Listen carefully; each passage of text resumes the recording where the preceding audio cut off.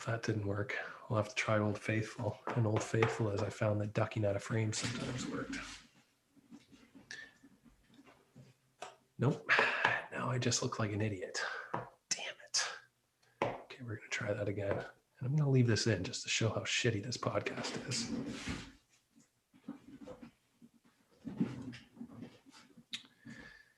Why did ducking out of frame work before? Why do fools suddenly appear on your screen when you're near?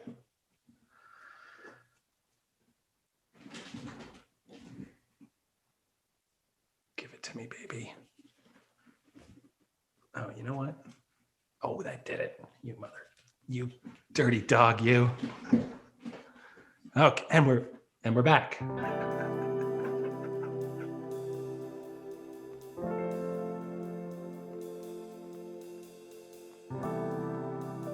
They're shooting Tokyo 2021 now will be 8K, 60 frames per second. I think that they'll be able to stream 8K to Japan and China, but I don't know if we'll get it here. Are you going to be involved in that? Because I think I have in a note here that you did something for the Vancouver Olympics, didn't you? Yeah, we shot a month of 3D at the Vancouver Olympics, and that's 2010.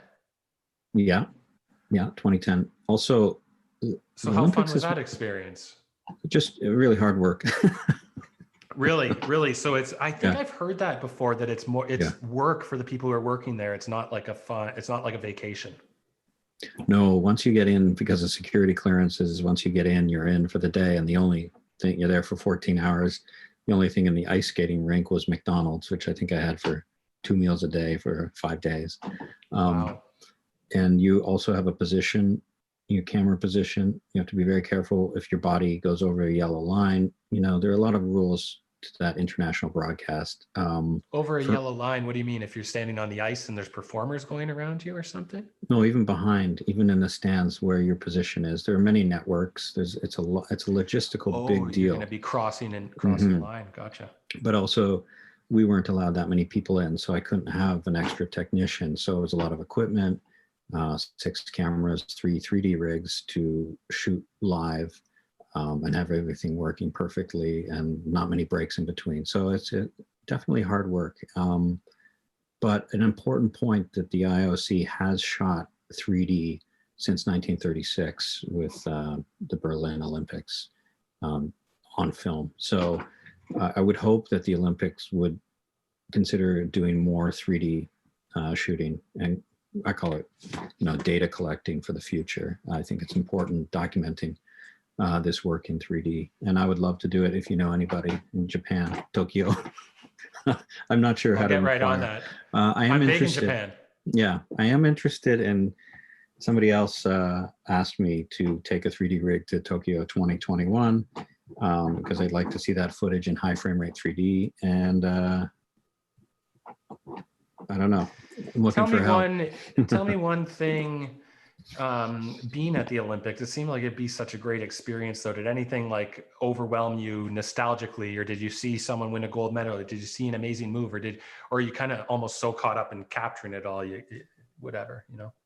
I'm doing 2 things with both hands. I'm controlling the IO, the amount of depth in the shot. I'm controlling the convergence. So because I'm doing those 2 tasks, my eyes are completely locked in on whatever person I'm on at the time. So some things may have passed me by if I'm just on that person and the other guy won, that kind of thing. So it's really just very intense, focused time. Much like there must be so much pressure on that high of what do you call it? Where everyone's watching, Although we that wasn't a huge live 3D broadcast. Although 3D sports at the time for ESPN was quite big. I think we did basketball, tennis, and there was definitely football twice a week in 3D. Some of them, so it's sort of Sky 3D. There were definitely channels around the world. The problem was opening up 3D TVs and 3D channels. It's an insatiable market for content. So to have enough content to make that work is very tricky, and it actually didn't work. even if you just put a 3D system on top and piggyback off the 2D cameras, and don't hire more people, you still, the price point has to come down for how to capture and how to display 3D for that to have worked in a television universe. And the other thing was, people don't want to wear 3D glasses. So I don't think it'll come back to television until we are glasses-free TV in the bar watching a football game. And then, sure, then it'll be fantastic, because maybe it can be on the wall like a 12-foot screen, and we can just have a beer and it'll look better. It needs to be high frame rate as well for that to work, for that to be comfortable. So Gemini Man, I mean, these huge budget movies you're working on now. Gemini Man, 138 million it cost, 170 million it made worldwide. So not like didn't make a ton of money. It's probably still making its money. But filmed in Hungary, filmed in Georgia. You get to go to all these crazy places. So you've worked with Paramount Pictures, but on these big sets, what's it like being on this big Will Smith Hollywood set? Where are you located on set? Like, how long does it take to set up a shot? Do you take all day to set up a shot? All week?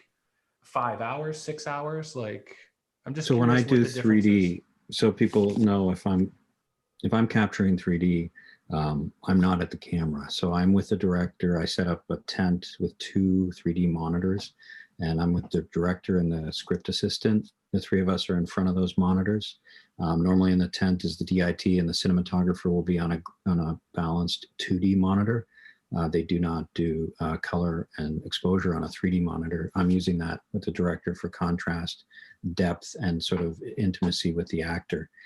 So I'm always beside the director, and we establish a shorthand for how the 3D is going to work in the scene, whether we're creating a natural 3D human or something more expressionistic, or if there is a methodology to being distant from the space or taking the audience into the space, like on Hugo through the train station. How we're moving the camera is extremely important to me.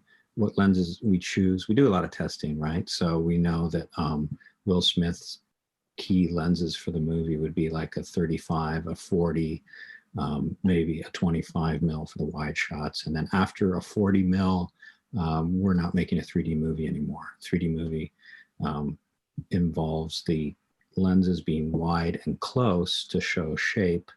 And as you back up on 100 mil or 75 mil, you have cardboard and you do not have roundness. So if I'm trying to create roundness, I need 2 lenses to wrap around. So the right eye sees around like the Coke can, different information. The left eye sees around the Coke can, different information. Your brain makes the 3D happen. We do the same thing with an actor's face. So we're trying to get that face. So the camera is very close. And I said to Will Smith, I said, is this uncomfortable for you? And he's like, no, not really. When we did Men in Black, we used these super wide lenses and the matte box was in my face. So when you're doing that kind of work, an actor is not looking at the other actor. They're often looking into a matte box or into a lens specifically. So my job creating shape and natural humans involves me fighting a lot for lens height, because 3D is an amplifying factor. So what I get is cameras too low, people get gigantic really fast. Cameras too high, they get small really fast. So we're trying to find a sweet spot. That's exactly what the DP is often trying to do with the lighting. He's trying to get a sweet spot. I'm trying to get a sweet spot so that everything suddenly becomes real. And it happens to me with the right exposure, the right lens, the right lighting. Suddenly, it's just like a blanket has been pulled off the monitor and I'm in the room in 3D. And it's like, okay, we found it. And that's through good blocking, good sort of rehearsals and exploring the shot. So when I was training people to do 3D pulling, I said, you guys, you are stereo investigators, and your job before that director walks in is particularly Martin Scorsese. I said, before Martin Scorsese gets here, you must explore every aspect of what is possible with the lens and the 3D rig to find the sweet spot, to find the magic moment that all these ingredients coming together suddenly pops, and that's the way Martin Scorsese's team works anyway, they've explained to me. So it was very important to me before he sat down in front of the monitor that he had seen the choices I made and sort of some of the testing I did to say, okay, Demetri's found it. But then he would often sit down and say, Demetri, I want more, because he understood the story. I didn't understand the story maybe the way that he did, because he did a lot of work and prep, and he felt, okay, a character, Sacha Baron Cohen, could be funny, could be big, could be unnatural, realistic, unnatural, because he's kind of the villain. So then we went really big on Sacha, and we had a lot of fun. And like Sacha's in the bathtub with his Doberman.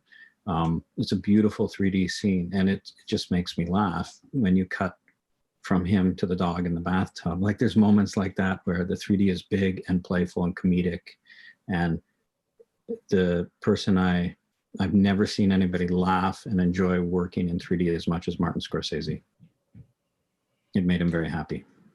It's, for one thing, in Gemini Man that I noticed, I said it must have been crazy hard to shoot that scene. Maybe it's about halfway through, but it's where the two Will Smiths meet and they actually fight each other for maybe 15 or 20 minutes. And I'm like, how the heck do you even do all this and make it all look realistic and good, you know? Like, it's a lot of work. And that's a big team from Weta, a motion capture team, a 22-year-old body double who's also a skin double. And then stunt people doubling, and then Will Smith himself steps in and plays his younger version, plays the older version, and then you build the young Will Smith based on the body of the stunt guy, the nice skin of the 22-year-old that tried to get somebody who had the same skin as when Will was young.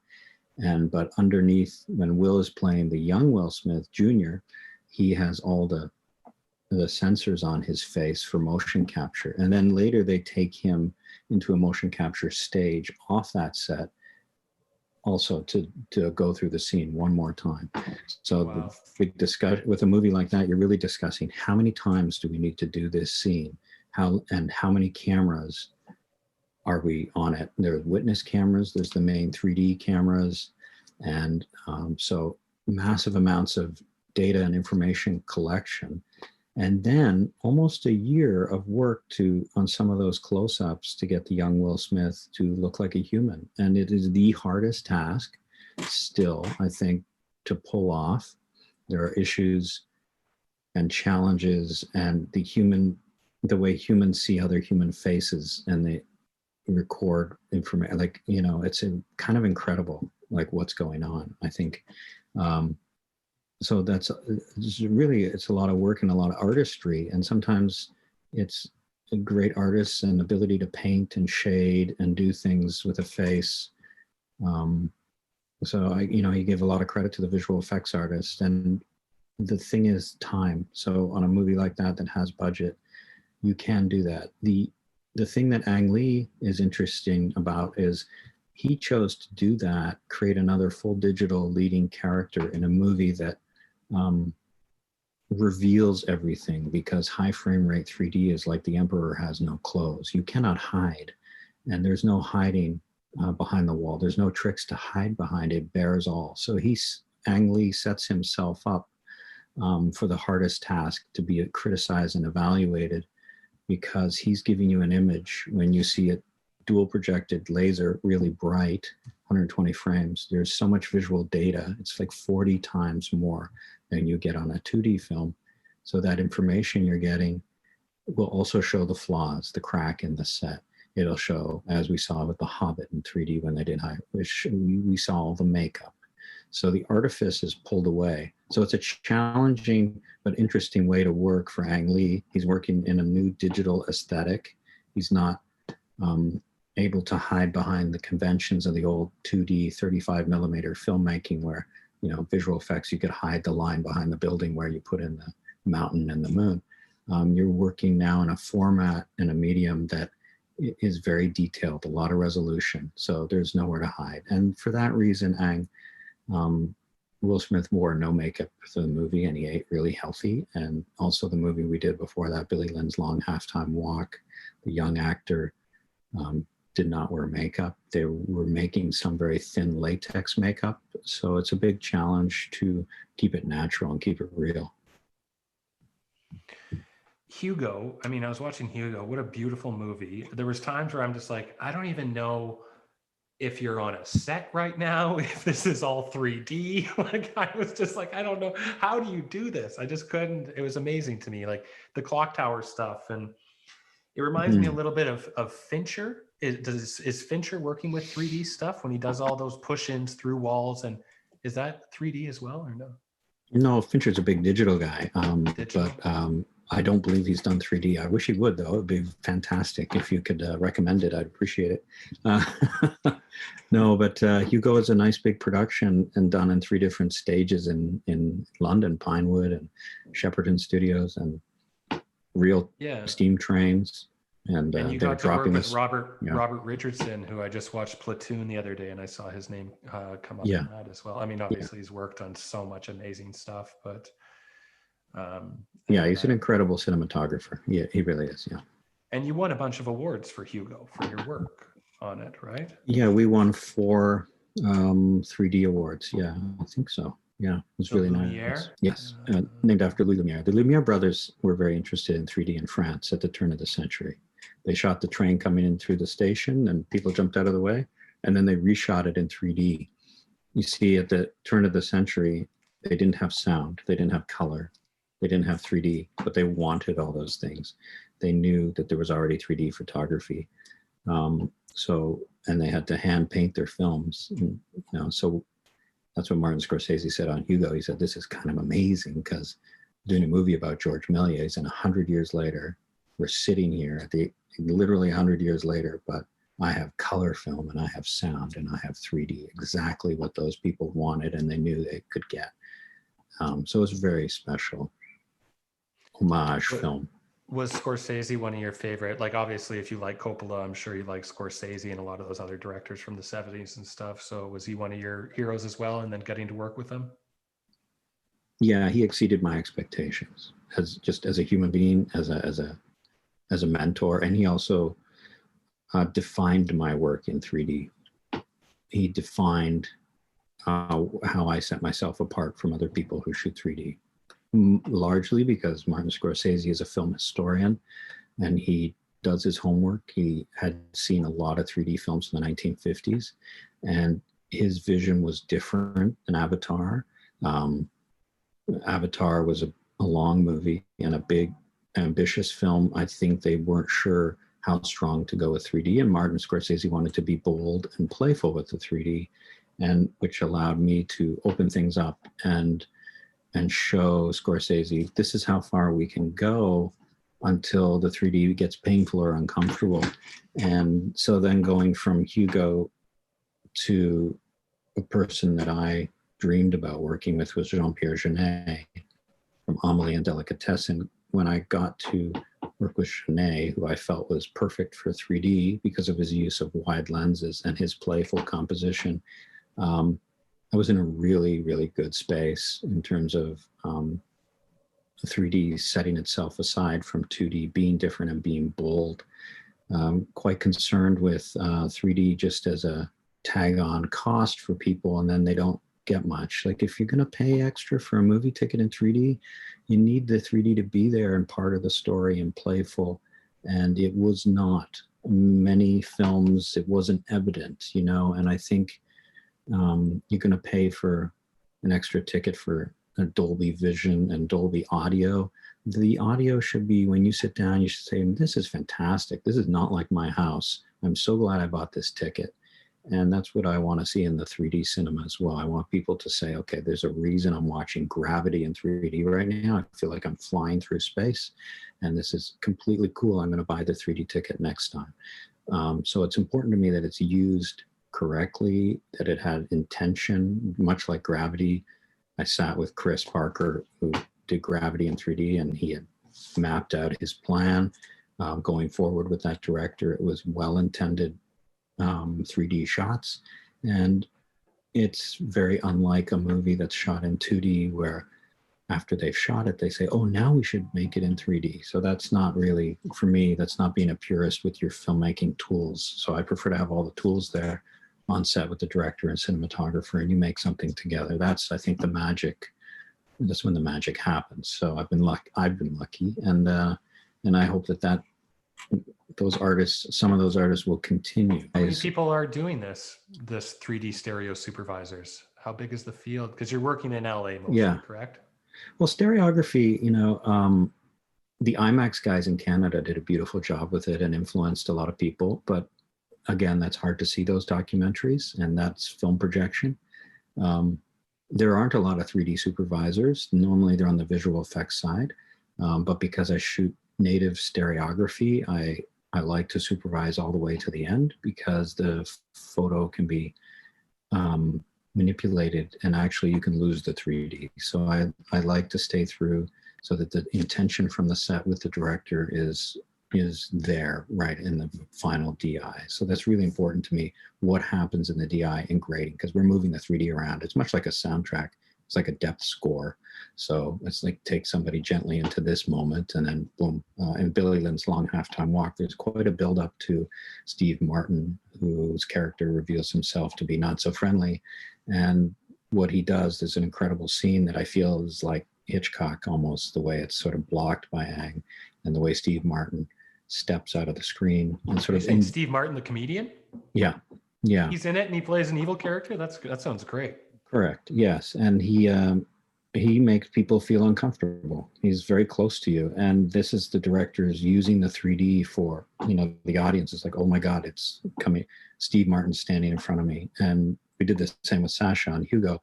I'm a big believer in the theater space, and 3D is a format much more like the theater. Okay. So if you're aware of the screen when you're going to a movie, what the fuck? Why are you aware of the screen? Even in a 2D movie, you don't want to be aware of the screen. You want to be immersed in driving down the road.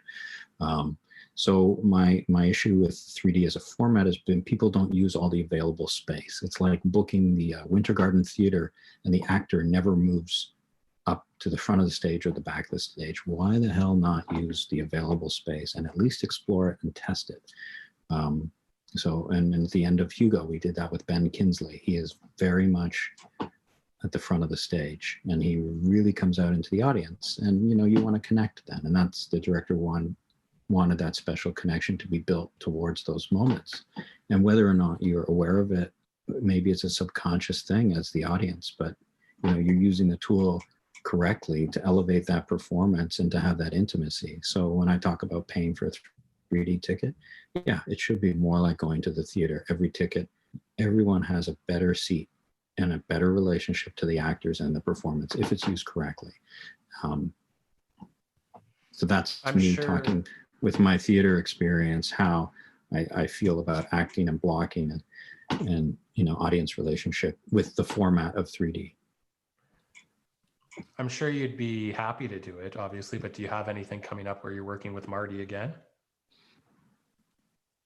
No, none that I'm aware of. I think Marty would love to make another 3D movie. I believe that he is involved with Leonardo DiCaprio on something else. And I know that he wanted to make Silence in 3D. And and you're not afraid to bounce out of 3D, because you did some stuff on Hyena Road too, didn't you? Sure. Oh no, absolutely. 3D is just, I was able to build a name for myself internationally, and people liked the images they saw. So I don't want to throw all that experience away. If I can combine it into my future filmmaking, if I could do a horror movie tomorrow, I would very much like to do a very naturalistic 3D high frame rate horror movie that looks like a Dogma style realistic piece, because I think the format of high frame rate in 3D is not understood yet by people. So I think the potential needs to be really showcased, put it out there.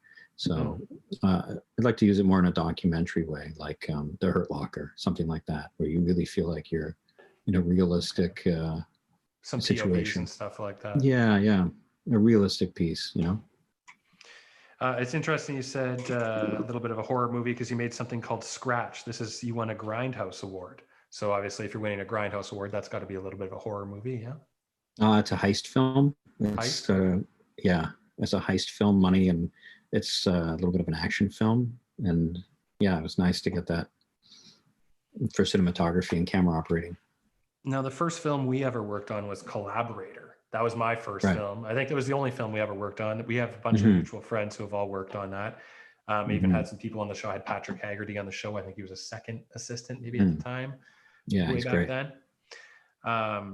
But how did you get on that show? Who did you know? How did you get connected? And I came in through the production manager, producer recommended me. So, and I have a good friendship with the cinematographer, Julie Kirkwood.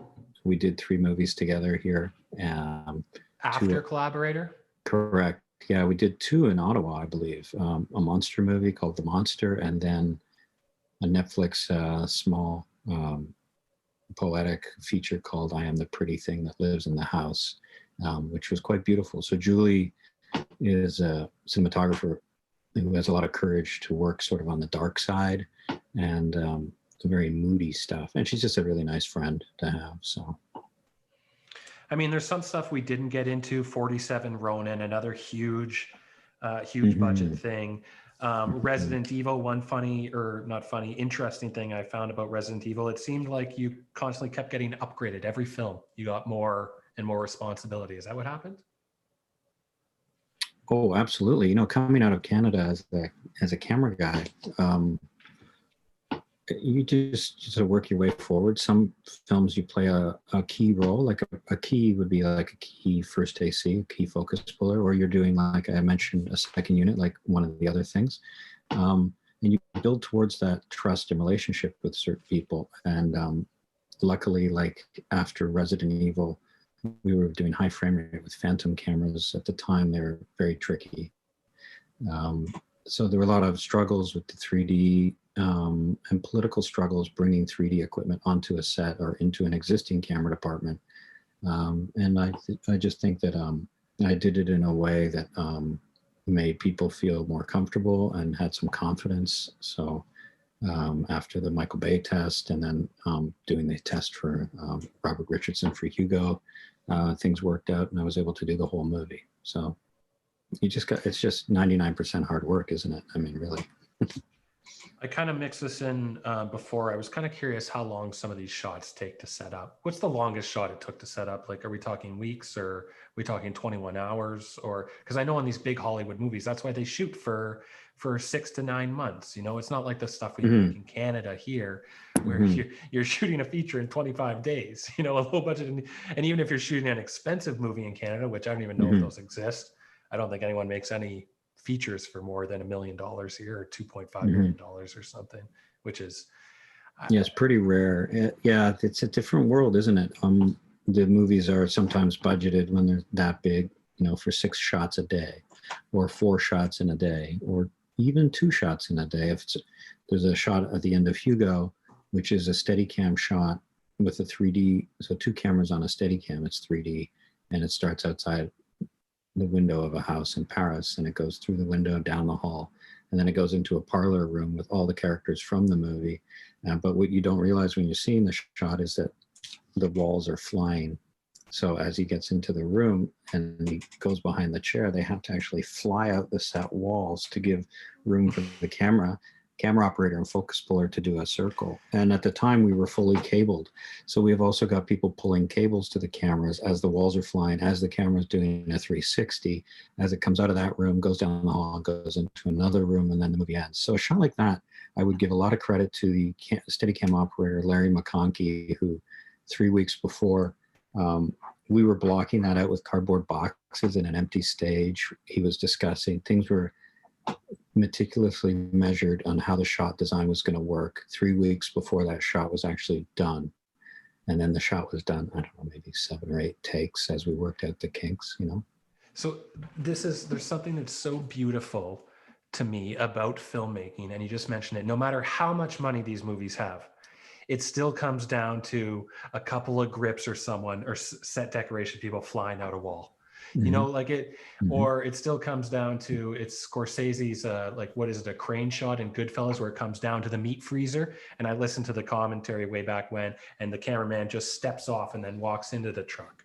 You know, it's these very simple, or what's another, you know, it's just these very simple things that I could do at home. And it just goes to show that even when you have 100, sometimes film is just about making movie magic with the simplest of what's the word I'm looking for?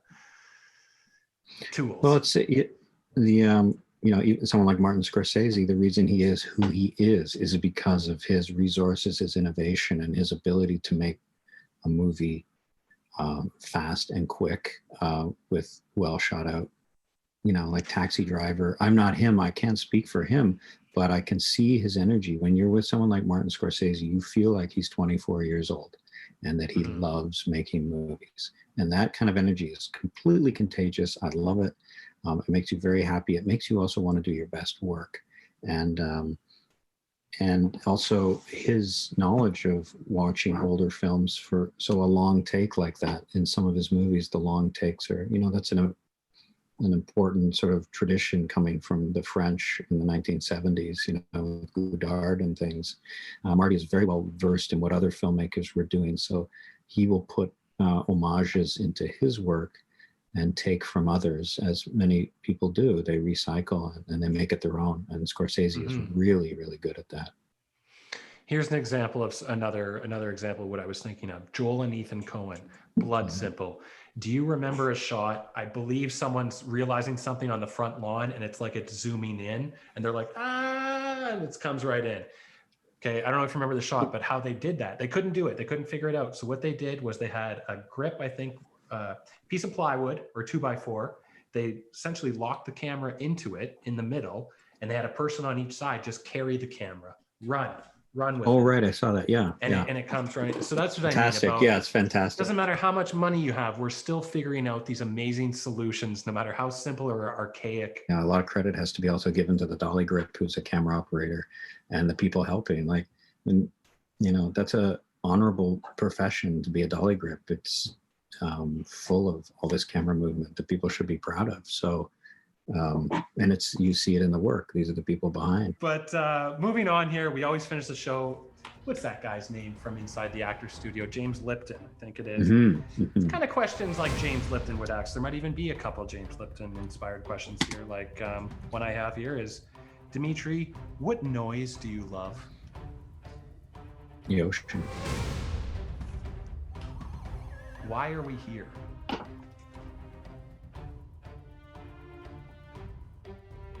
By accident. What's your favorite way to waste time?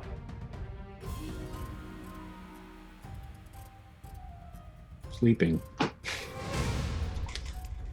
Why is a boxing ring square?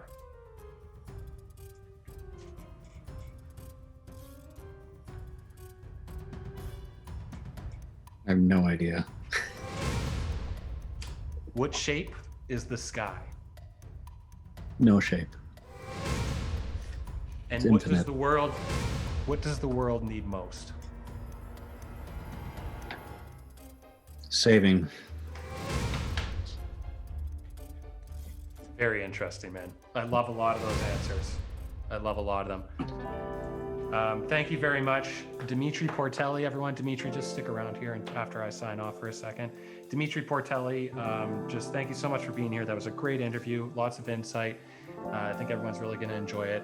So just to let everyone know, this is episode 690 featuring Demetri Portelli, Backyard Variety Tour. Thank you very much, and we'll see you next time.